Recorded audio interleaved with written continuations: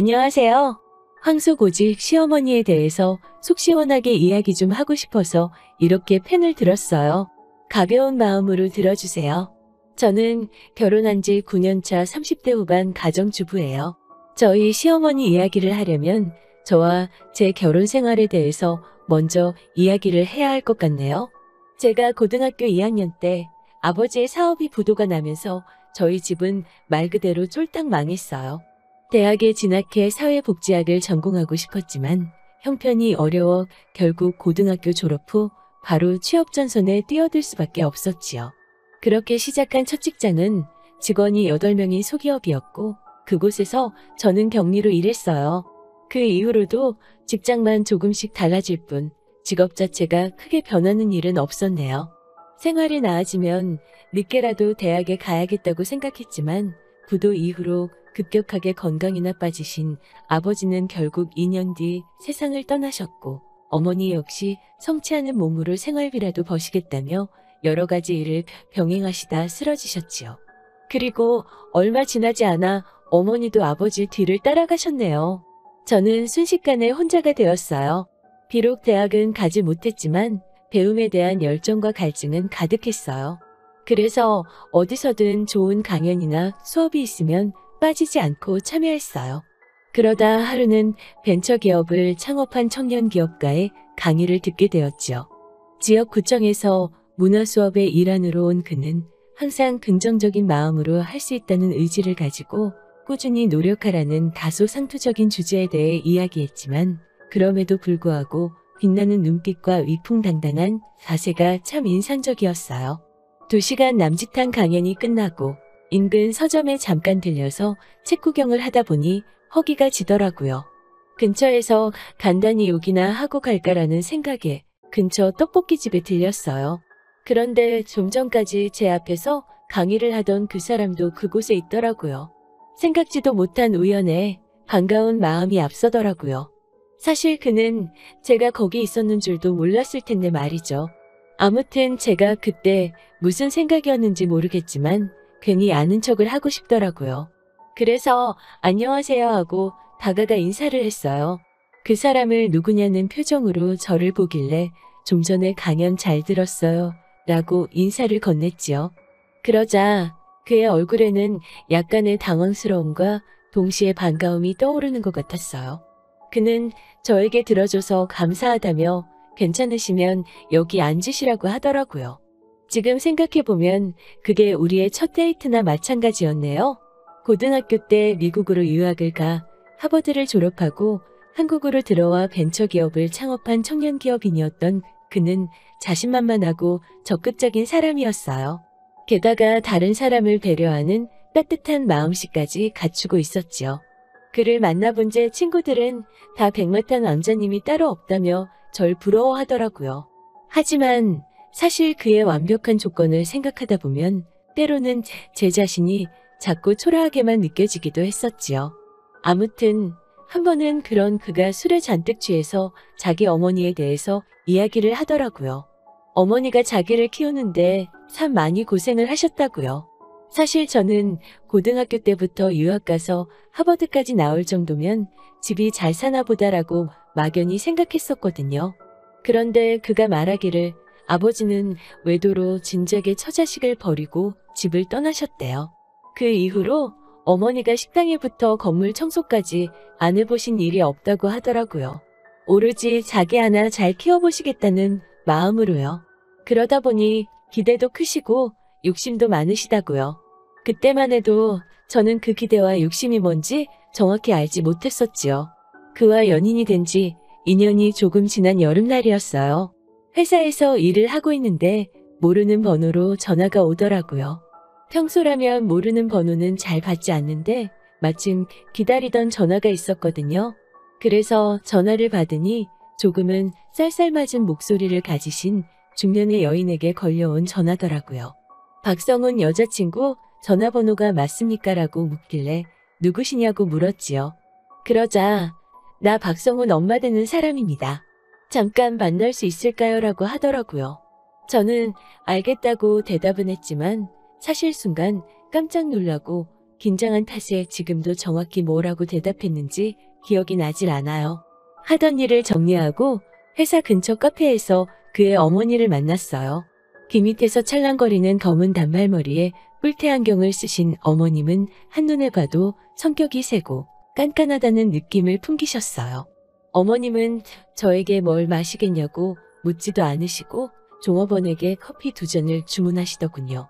그리고 커피가 나오자 본격적으로 이야기를 시작하셨어요. 아가씨, 거두절미하고 이야기할게요. 내 아들이지만 정말 멋있지요? 키 크고 인물 좋지, 학벌 좋지. 게다가 아들 사업도 승승장구하고 있고. 그런데 듣자 하니 아가씨는 대학도 못 나온 고졸의 경리라면서요. 사람이 매사 욕심을 지나치게 부리면 안 됩니다. 항상 자기 분수에 맞게 살아야 해요. 양심을 지켜야지요. 내가 더한 말은 하고 싶지 않네요. 이쯤이면 알아듣겠지요? 라고 말하시고는 결국은 우리 아들 옆에서 떠나라는 말씀을 하시더라고요. 그런데 이런 말을 듣는데 눈물 한 방울 나오지 않더군요. 사실 가끔 드라마처럼 어느 날 그 사람의 어머니가 나에게 돈봉투라도 던지시면서 헤어지라고 하시진 않을까 걱정을 하기도 했었어요. 그에 비해서 저는 부족한 게 많은 사람이었으니까요. 어머님, 죄송해요. 저 그런데 그 사람 정말 사랑해요. 라고 말했어요. 하지만 어머님은 냉랭한 눈빛으로 절 바라보시면서 이런 게 사랑이라면 나는 사랑이 뭔지 모르겠네요. 사람이 지켜야 할 선이라는 게 있는데 아가씨는 그 선을 넘은 거예요. 잘 알아들었다 믿고 갈게요. 우리 아들과의 관계는 제대로 정리해 주세요라며 저에게 예의를 차리시며 하지만 단호하게 말씀하시곤 자리에서 일어나셨어요. 어머님의 뒷모습을 보고 있자 그제서야 제 앞에 놓인 현실이 좀 파악이 되더군요.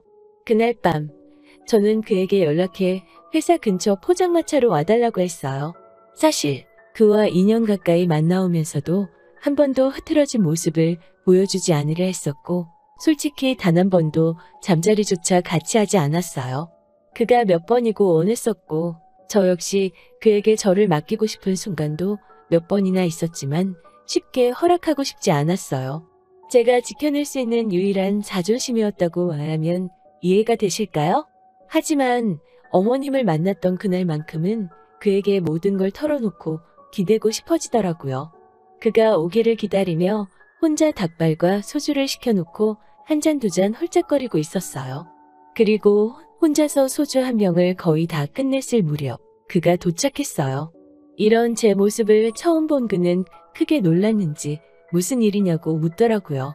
걱정과 염려가 담긴 그의 눈빛을 보니 울음이 터져나왔어요. 저는 그의 어깨에 기대 오늘은 같이 있고 싶다고 말했지요. 그렇게 우리는 호텔로 향했고 저는 그에게 밤새도록 몇 번이고 위로를 받았네요.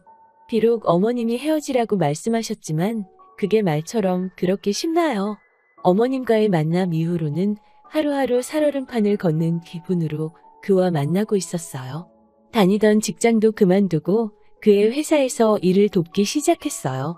그리고 2달 정도 지났을 무렵 저는 제가 임신했다는 사실을 알게 됐어요. 저는 그에게 조심스레 제 임신 소식을 알렸어요. 혹시 싫어할까봐 너무 무섭고 걱정되더라고요. 그런데 정말 다행스럽게도 그는 정말 진심을 다해 뛸듯이 기뻐하더라고요. 그러면서 앞으로 평생 행복하게 해줄 테니까 자기만 믿고 따라오라고 하더군요. 얼마나 든든했는지 몰라요. 이튿날 그가 집에 인사를 가자고 하더라고요. 무섭고 걱정스러운 마음이 컸지만 언젠가는 넘어야 할 산이라 생각하고 그를 따라갔어요. 하지만 다행히도 어머님은 제가 임신을 했다는 이야기를 들으시고는 단 한 번의 한숨을 내쉬시는 것 말고는 어떤 말도 하지 않으셨어요. 그저 저희에게 아이 먼저 낳고 식을 올리도록 하자고 하시더라고요. 그와 저는 좋아서 어쩔 줄 몰랐지요. 저는 어머님께 정말 감사하다며 잘하겠다고 눈물로 인사를 드렸고 어머님도 이제 내 식구라 생각할 테니 지난달 내가 너에게 했던 모진 소리는 잊어버려라 하시더라고요. 사실 현관문에 들어서기 전까지 어머님이 날 문전박대하시면 어쩌지 별의 별 생각을 다 하고 있었는데 말이에요. 그리고 얼마 뒤 어머니는 제게 바깥 생활하지 말고 집에 들어와서 지내라고 하시더라고요. 남편은 어머님과 단둘이 살고 있었으니까 일단 분가하기 전까지는 그게 좋지 않겠냐고 하시면서요. 그런데 저는 사실 분가하고 싶은 마음이 없었거든요. 부모님을 일찍 여의어서 그런지 저는 집에 혼자 있는 게 쓸쓸하고 외로워서 싫거든요. 그래서 어머님께 어머님만 괜찮으시면 여기서 애도 낳고 계속 지내고 싶다고 했어요. 어머님은 의외라는 눈빛으로 절 보시더니 편할 대로 하라고 하시더라고요. 그렇게 어머님과 저희 부부의 생활이 시작되었어요. 그리고 몇 달 뒤 저는 건강한 공주님을 출산했어요. 남편 말이 제가 진통을 너무 오래 하고 힘들어하니까 어머님이 눈물을 보이시더래요. 힘들어서 어쩌냐고요. 그 말을 듣는데 가슴이 뭔가 찡하더라고요. 저는 막연히 어머님이 저를 안 좋아하시고 안 예뻐하신다고만 생각했었는데 회복실로 돌아온 저에게 어머님은 그저 고생했다며 수고했다며 고맙다고 몇 번이고 말씀해 주셨어요. 그렇게 아이를 낳고 얼마 뒤 결혼식도 올렸어요. 그리고 정말로 성훈 씨와의 결혼 생활이 시작되었지요. 남들은 시어머니 모시고 어떻게 사냐면서 하루빨리 나와 살라고 하더군요. 하지만 저는 어머님이랑 사는 게 불편하지 않더라고요. 어머님은 전하신 성격은 아니셨지만 이유 없이 저를 괴롭히고 하시는 분도 아니셨어요. 다만 손녀에게는 한없이 인자하시고 사랑을 쏟아주시더라고요. 딸아이를 출산하고 육아에 몰두했으면 하는 남편의 바람으로 회사를 관두고 전업주부로 지내기 시작했지요. 그렇게 순탄한 하루하루가 흘러가 어느덧 8년이란 시간이 흘렀어요. 남편의 사업은 안정세에 들어섰고 딸아이도 벌써 9살이었지요. 하루는 집에서 청소를 하고 있는데 집으로 전화가 오더라고요. 왠지 기분 나쁜 느낌의 전화를 받고 싶지 않아서 주저하고 있으니 어머님이 전화 안 받고 뭐 하냐고 뭐라 하시더라고요. 지금도 생각하면 참 이상해요. 정말 찝찝한 기분이었거든요. 아무튼 주저하다 전화를 받았는데 저와 어머님은 큰 충격으로 할 말을 잃었네요. 강남경찰서에서 걸려온 그 전화는 바로 남편 때문이었어요. 사실 요 근래 남편이 사업을 확장하면서 거의 매일같이 야근을 하고 있었거든요. 저는 그러다 큰일 난다고 일 좀 줄이라고 몇 번이나 말했었지만 남편은 물 들어올 때 노져야 한다면서 이번 것만 따내면 정말 대박이라고 하더라고요. 그러면서 식사도 걸러가면서 회사 일에 매진하는 걸 알고 있었어요. 그런데 결국 허무하게도 남편은 회사 사무실에서 급성 심근경색으로 쓰러져 사망했다고 하더라고요. 혼자서 있었던 탓에 발견도 늦어 어떻게 손써볼 겨를도 없이 떠났다는 거예요. 그렇게 야근하게 내버려두지 말았어야 하는데 도시락이라도 싸들고 가볼 걸, 그때 전화라도 걸어볼 걸 생각이 꼬리를 물기 시작하니까 남편을 죽게 만든 게 나인가라는 생각까지 들더라고요. 한번 그 생각에 도달하니까 머릿속이 터질 것 같이 괴로워서 미치겠더라고요. 그렇게 고통스러워했을 순간에 아무도 곁에 없었다는 잔인한 현실에 가슴이 찢어질 것 같았어요. 저는 할 말을 잃고 손발만 덜덜 떨면서 눈물을 쏟아내고 있으니 어머님이 도대체 무슨 일이냐고 저를 흔드시더라고요. 저는 가까스로 어머님께 소식을 알렸고 어머님은 얘기를 듣자마자 졸도하셨어요. 결국 구급차를 불러 어머님을 병원으로 모셨어요. 남편이 잠들어 있는 병원이었지요. 그렇게 남편을 허망하게 보냈어요. 장례식이 끝나고 돌아온 집에서 어머님은 기력 없이 쓰러져 계시더라고요. 차마 지켜보고만 있을 수는 없어서 죽을 끓여서 어머님 방으로 갔어요. 방문을 여니 액자 속 남편의 얼굴을 품에 안으시곤 오열을 하고 계시더라고요. 제가 식사 좀 하시라고 하자 저를 노려보시더니 대뜸 죽그릇을 내동댕이 치시더라고요. 그러더니 저에게 악다구니를 쓰셨어요. 네 남편 죽었는데 너는 밥이 목구멍으로 넘어가냐면서 네가 내 아들을 잡아먹었다고, 네가 이 집구석에 들어와서 이 사태가 일어난 거라며 저를 방문 밖으로 밀어내시더라고요. 그런 일을 며칠이고 당하자 저도 더 이상 버텨낼 수가 없었어요. 현실이 버겁고 남편이 그립고 다행인 건 어머님이 손녀를 귀여워해 주셨으니까 손녀를 모른 척 하시진 않으실 거라는 믿음이 있었지요. 그리고 그날 저는 그동안 모아두었던 수면제를 입안에 쏟아붓고 그렇게 긴 여행을 떠나려 했었네요. 흰 빛이 보이고 꿈인지 생신지 분간을 못하고 있었는데 누군가 저를 부르는 소리가 들리더라고요. 눈을 떠서 옆을 보니 제 딸과 어머님이 제 옆에서 눈물 콧물이 범벅이 돼서 저를 부르고 있었어요. 나중에 듣기로는 외출해서 돌아오셨던 어머님이 쓰러진 저를 발견하시곤 바로 구급차를 부르셨나 봐요. 병원에서 위세척을 했는데 음식물이 하나도 안 나와서 깜짝 놀랐다면서요. 그 당시 제가 열흘 가까이 거의 물밖에 못 삼켰었거든요. 정말 쌀 한 톨 먹는 것도 일만 하다 갑자기 떠난 남편한테 미안한 마음이 들어서요. 병원에서 퇴원해 집으로 돌아온 저는 더 이상 슬픔에만 잠겨 있을 수는 없었어요. 어머님과 딸을 위해서라도 제가 생활전선에 뛰어들어 하며 냈지요. 인근 마트에서 계산원으로 일하고 시간이 나면 근처 식당에서 한두 시간 설거지 아르바이트를 하며 생활비를 벌기 시작했어요. 사실 남편이 죽으면서 딸아이 앞으로 얼마간의 지분을 남겨주긴 했었지만 그건 딸아이 것이고 그걸로 당장의 생활을 꾸려나갈 수 없었기 때문에 일을 해야만 했네요. 그러던 어느 날 어머님이 모처럼 밖에서 식사나 하자고 저를 불러내셨어요. 그런데 나간 곳에는 웬 남자가 한 명 나와 있더라고요. 세무사라는 그 남자는 저처럼 아내랑 사별을 한 사람이었어요. 알고 보니 어머님이 소개팅을 주선하신 거예요. 번갯불에 콩 구워 먹듯 후다닥 커피 한 잔만 마시고 도망치듯 집으로 돌아와 어머님께 어떻게 된 일이냐고 따져 물었어요. 지금 저를 쫓아내시려는 거냐고 묻자 너는 그렇게 좋은 남자 소개해줬으면 고맙습니다는 못할 망정 왜 승질이냐고 화를 내시더라고요.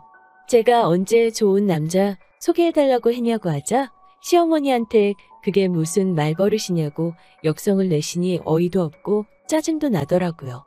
그렇게 며칠이 지난 뒤 소름 끼치는 일이 일어났어요. 어머님과 딸은 백화점에 가고 저는 혼자 집에서 텔레비전을 보고 있었는데 누가 현관 비밀번호를 몇 번이나 누르더라고요. 계속 틀려가면서요.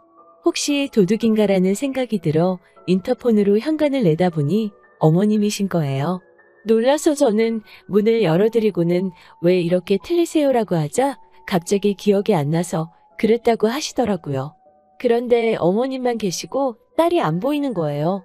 어머님께 가영이는 어디 있냐고 묻자 어머님이 가영이를 왜 나한테 묻니라고 하시는 거 아니겠어요? 어머님은 정말 기억을 못 하시는 것 같았어요.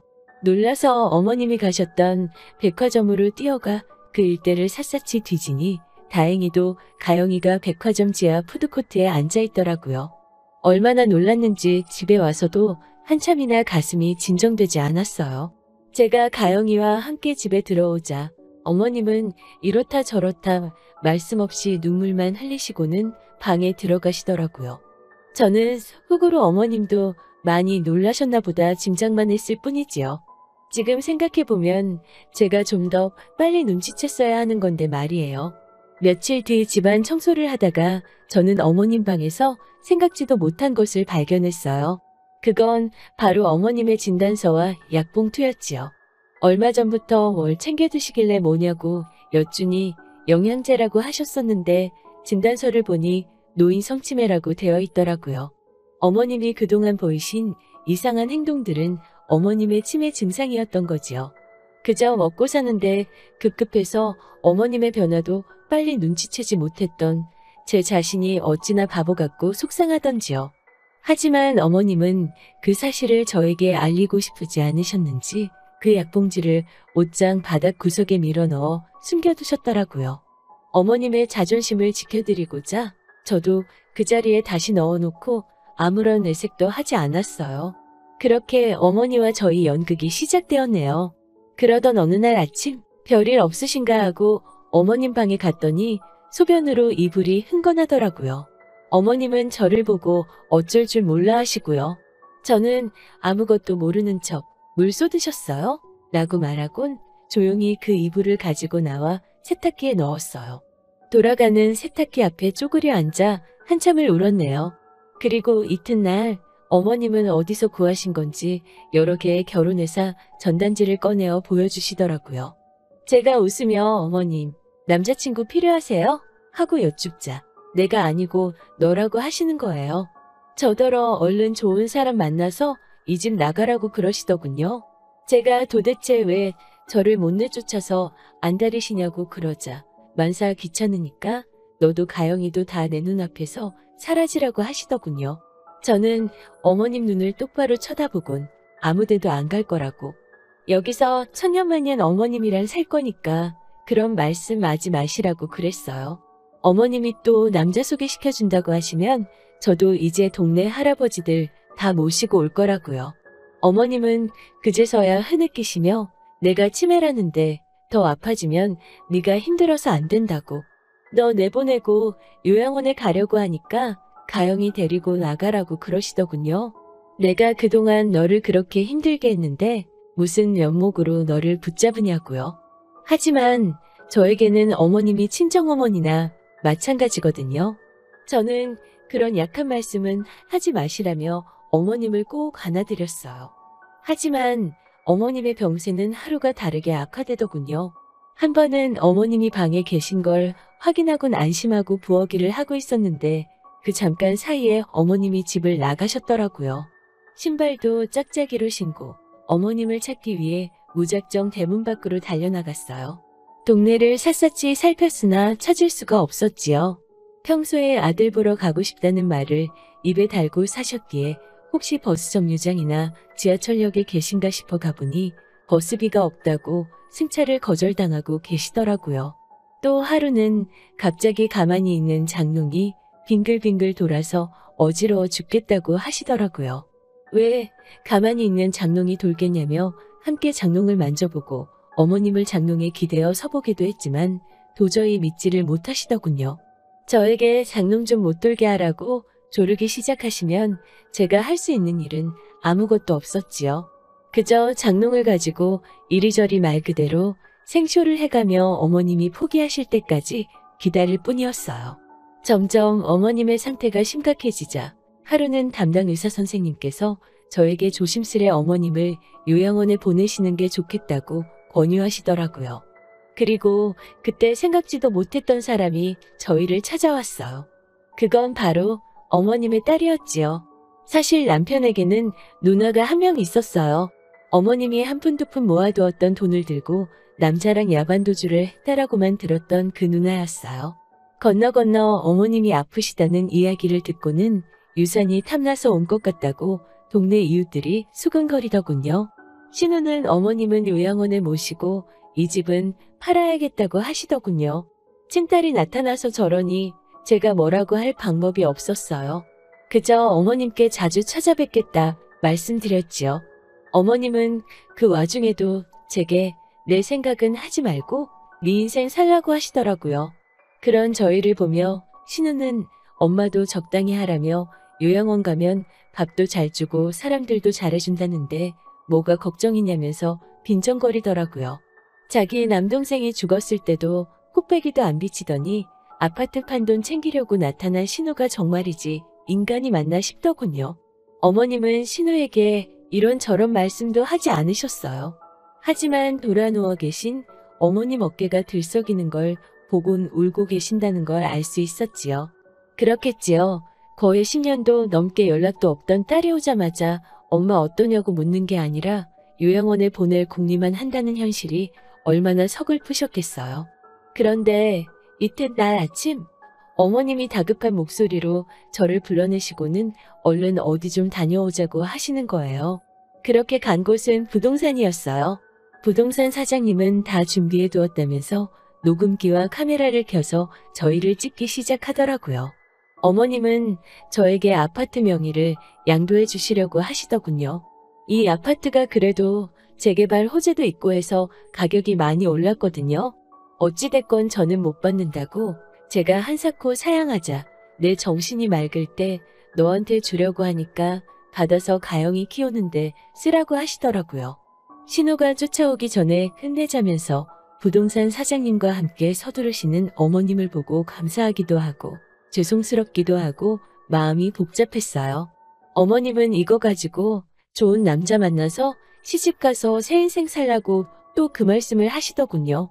그렇게 눈물 콧물 흘리며 명의 이전이 끝나고 집으로 돌아와 한숨 돌리고 있는데 아니나 다를까 신우가 왔더라고요. 신우는 어머님께 얼른 짐 싸라고 다그치면서 자기가 좋은 요양원 다 알아놨다면서 아파트 문서는 어디 있냐고 내놓으라고 이리저리 난리더군요. 묵묵히 짐을 싸시는 어머님을 보니 더 이상 가만히 봐줄 수가 없었어요.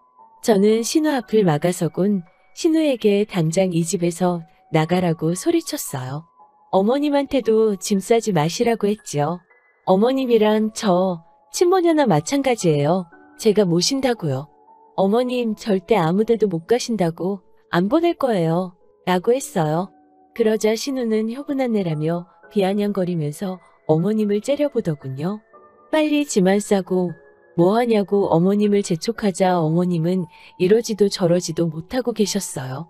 그런 어머님을 보곤 폭발한 저는 결국 신우에게 너는 인간이면 인간답게 살아. 동생 죽었을 때도 코빼기도 안 비치던 년이 이제 와서 어머님 고려장 시키려고 그러니? 경찰 부르기 전에 내 집에서 당장 꺼져. 라고 소리소리를 질렀어요. 신우는 욕을 하면서 일단 나가기는 하더라고요. 저는 어머님을 껴안고는 어머님 저 두고 아무데도 가지 마시라고 저랑 같이 오래오래 천년만년 살아달라고 말했어요.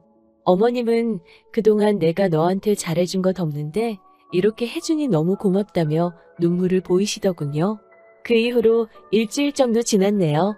신우는 요즘도 찾아와서 난리를 치고 가기도 하고 전화로 온갖 개소리를 하기도 하고 혼자 바빠요. 하지만 저와 어머님의 사이는 그 어느 때보다 돈독하고 평화롭네요. 평소에도 유튜브에서 사연 듣기를 좋아하시는 우리 어머님, 이것도 듣고 계신가요? 어머님, 정말 사랑한다고 말씀드리고 싶었어요. 돌아가신 친정엄마가 들으면 서운하실지도 모르지만 지금 제 친정엄마는 어머님이나 마찬가지세요. 제 힘닿는 데까지 효도하며 모실게요. 사랑합니다. 오늘의 사연은 여기까지입니다. 들어주셔서 감사하고요. 좋은 하루 되세요.